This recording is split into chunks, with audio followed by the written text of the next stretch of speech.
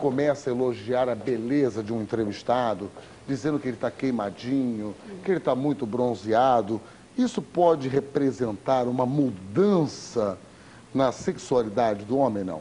Não, primeiro ele está sendo muito simpático, muito gentil, né? Com o companheiro, né? Mas não muda, mas não né? necessariamente uma mudança na sexualidade, né? Ele está é muito aberto para poder viver tudo isso. Está sempre aberto, a vantagem é essa. Doutora Márcia Espada, muito boa tarde, prazer enorme ter aqui. Obrigado por estar aqui. Tudo bom, querida? Programa e por esse tema tão interessante de poder conversar depressão, com vocês. Né? Porque as pessoas às vezes falam, como é que você está? Estou down. Down já é estar em depressão, ou não? Existe um certo exagero, né? Hoje em dia, de você confundir um momento que você não está muito bem e você dizer que você é uma pessoa deprimida, né?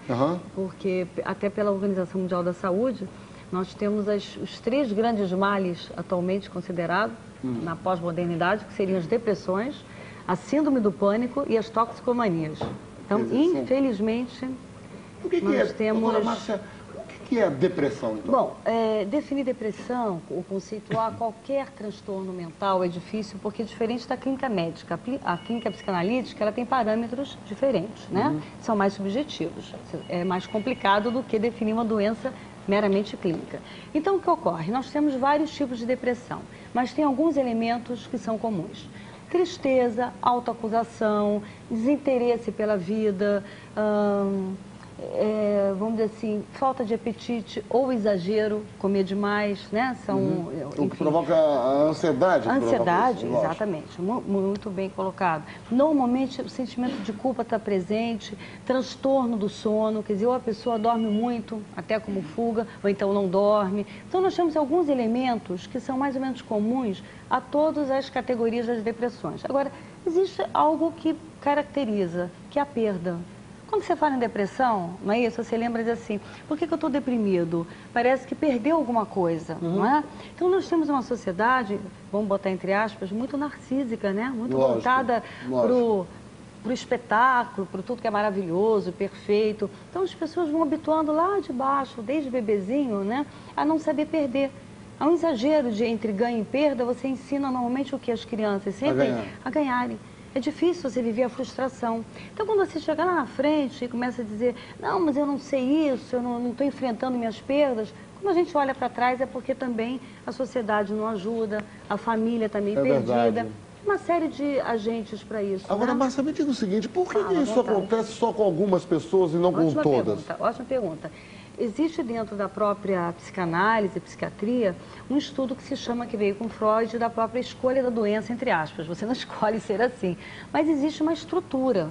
Tanto que nós não fazemos diagnóstico só por sintoma, viu, Wagner? Isso é muito perigoso. Se chega um paciente, assim, está triste, está se autoacusando, não quer comer, não quer viver, e você diz que está deprimido. Não, isso é perigoso, ele pode estar fazendo uma fobia. Então, o diagnóstico não é tão simples de ser feito assim, né? Nós temos que ter algum cuidado. Agora, de qualquer maneira, algumas pessoas, pela história de vida, diante de um luto, diante de uma perda, elas têm mais defesa. Porque às vezes elas têm uma família que permitiu viver melhor, elas têm amigos que facilitam. O aspecto religioso também influencia. Sem dúvida, a crença, a fé na vida é uma coisa muito importante. Né? É o que segura, às vezes, a pessoa não ir para o fundo do poço. Não é? Então, se você foi uma pessoa bem amada, veja bem, não é ter dinheiro, ter carro do ano, né? É ter carinho, amor. Se você tem sentimentos muito agradáveis na infância, sabe o que isso vai derivar lá na frente? Fé, esperança e vontade de viver. Porque na hora do desespero, você vai lançar mão daquele famoso conto de fada, daquelas historinhas bonitas que você recebeu na infância. Agora, Márcia, quem são as pessoas mais propensas à depressão? Olha, é muito interessante porque eu acho que é bem ligado à outra pergunta que você fez. Essas pessoas que têm muita dificuldade de perder e que os pais realmente estimulam a só ganhar, colocam um filho para fazer um futebol, por exemplo, não para lazer, para ser... Não, tem que ser o primeiro, tem que ser o craque, vai ser o novo Ronaldinho, aquelas coisas. Isso, vai entrar para um balé uma criança, ela já vai ter que ser uma dançarina, né? Quer dizer, nada vai pelo prazer, pelo lazer. Então ela está sempre disputando, está sempre, então na hora de viver a frustração, ela já vai cada vez mais tendo dificuldade. E os pais servem como modelo de identificação muito grande, você sabe disso. Então existe um ideal, que se chama ideal do nosso eu, do ego, que às vezes está lá em cima, né? Lá em cima, e você não está conseguindo atingir. Então, existe como se houvesse uma quebra narcísica, que a gente chama quebra daquela vaidade. Então, você diz, eu não sou aquela pessoa perfeita, maravilhosa, então eu não sou nada. Então, eu começo o quê? Me desvalorizar. A autoestima está muito arrolado no processo de depressão. Então, se eu tenho uma estima, né? Não é que a gente tem que se superestimar, mas se eu tenho um grau razoável de um chamado um bom narcisismo, aquele que diz assim, eu estou bem, eu aprecio o que eu faço, não preciso me afundar, eu vou ficar triste. Um elemento importante de tristeza não é só a depressão. Eu vou ficar triste porque eu não ganhei um campeonato, não é?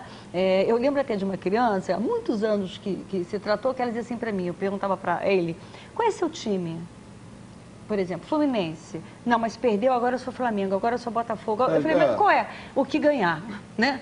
Quer dizer, não dava para ser o time da perda. Então, normalmente, quando você não atinge o ideal que querem de você, você às vezes entra no processo de autodesvalorização e isso vai levando, né, a situações às vezes até muito graves, como por exemplo a melancolia, que nós podemos diferenciar da depressão, porque na depressão você há uma perda e você vai tentar resolver de alguma forma.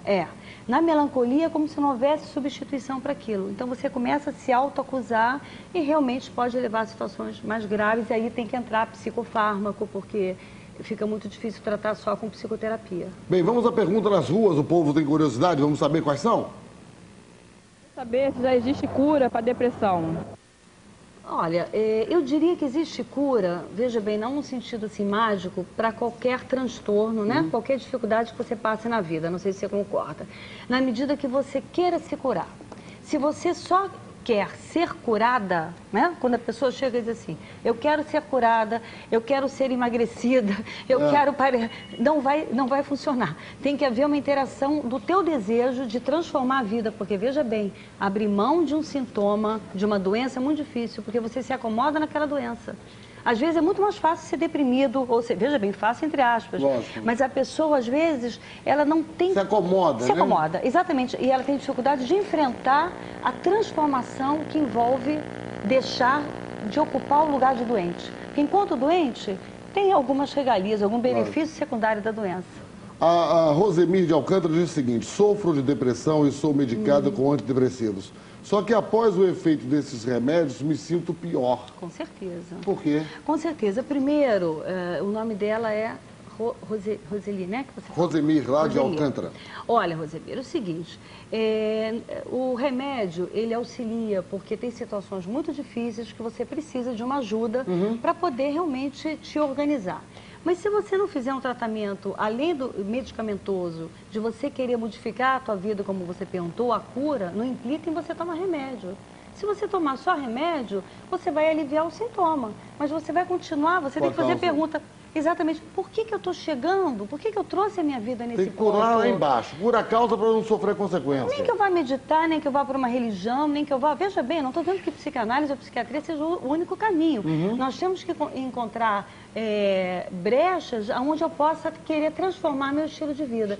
Então, se você toma um remédio e quando acaba o remédio, você vai fazer primeiro a síndrome da abstinência, você vai passar mal.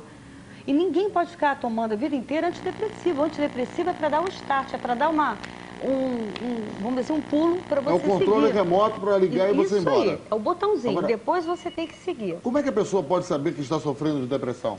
Ótimo. Quando você começa, veja bem, existe uma depressão comprida, aquela que vem lá de baixo, né? Que você está sempre aquela pessoa que você diz, nossa, essa pessoa está sempre mal com a vida, né? Sempre insatisfeita. Agora, existem pessoas que passam por reações depressivas, não vamos confundir. São famílias que se separam, ou filhos que às vezes mudam o estilo de vida, que você vive uma perda do país, exílios. São situações, vamos dizer assim, onde você às vezes vive uma perda da tua referência. Então você faz uma reação natural de luto, né, de perda. Bom, então você vai elaborar. Existe um tempo para você elaborar aquilo, ficar triste, não é? Agora, essa reação depressiva não significa que você seja uma pessoa depressiva. Isso é muito importante, porque tem pessoas que chegam assim, olha, eu sou depressiva. Aí você diz, né? Como tem gente que diz assim, eu tenho pânico. É quando você vai ver, não, pela história inteira... Não tem nada a ver. Não tem nada a ver. Ela fez uma reação de momento. É como se na nossa cultura ninguém pudesse mais ficar triste, sofrer. Tudo tem que ser, vamos dizer assim, virar estética, né? Você tem que estar sempre perfeito. numa sociedade onde tem que ser perfeito, não tem lugar para tristeza, né? Vamos às ruas, o povo tem perguntas para fazer, a doutora Márcia Espada vai responder. A depressão pode causar algum tipo de enfermidade de caráter físico? Olha, uma boa pergunta, pode sim. Pode, até porque vocês devem perceber que a pessoa que diz que é deprimido, circula, tem outro médico aqui no caso, circulam vários, né, para dizer isso, várias clínicas médicas. Normalmente é difícil para a pessoa perceber que a transformação precisa ser dela. Veja bem, não vamos dizer que não deva ser feito avaliações, não é? Para poder ver o que aquela pessoa tem. Muita fadiga, muito cansaço, você pode estar com anemia, você pode estar passando por outros processos mais difíceis que você tem que avaliar. Mas antes de entrar em métodos invasivos, agressivos, nós temos que ir com calma, porque normalmente, se a pessoa não se tratar, ela começa a ir a tanto médico que ela vai ficando doente e vai lesando, ou seja, vai fazendo úlceras, gastrites, né? Inclusive eu tenho um trabalho feito pelo Instituto Nacional do Câncer durante 3 anos, mostrando a influência da depressão, sistema imunológico, né? na formação do câncer de orofaringe. É um trabalho que foi publicado já no exterior, saiu em várias revistas e mostrou que a depressão, nós ficamos surpresos, estava lá em cima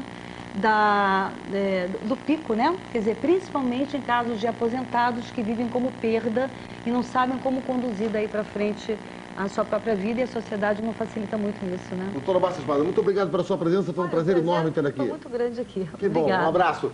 Show.